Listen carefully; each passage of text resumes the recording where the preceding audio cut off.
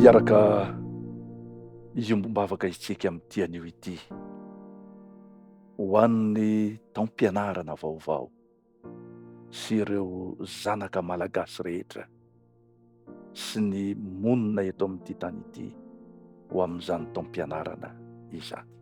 Iaraka hivavaka isika. Andriamanitra ray tsaro,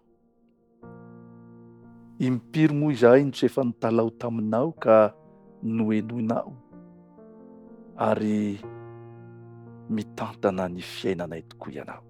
Ho ankehitriny ary, ankasitrao Tompo ny saotra sy ny dera ary ny laza sy ny voninahitra izay asandratray.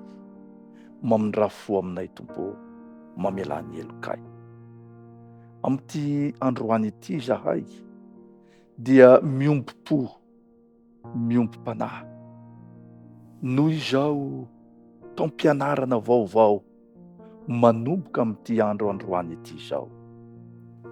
Entinay eo am-pelatananao izany Tompo malala, mba ho taom-pianarana hirindra ka tsy hisy toe-javatra hanahirana ka hanelingelina hanembatsembana izany taom-pianarana izany.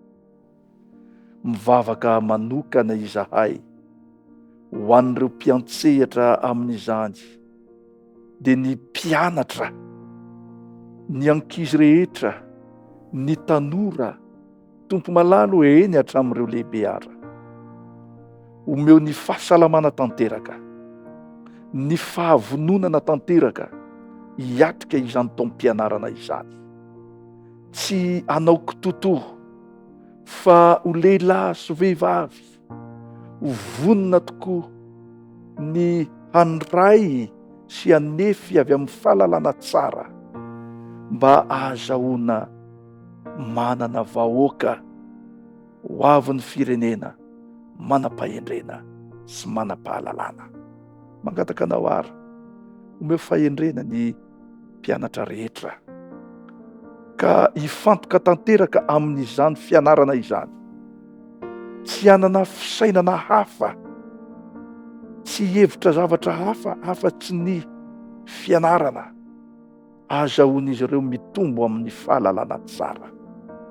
Ianao anie Jehova, hanafy hery azy ireo, omba azy ireo ka ho vahoaka vanina sy ho tanora vanina manana anao ary atahotra anao tokoa ny mpianatra rehetra eto amin'ity tany razana malalana ity.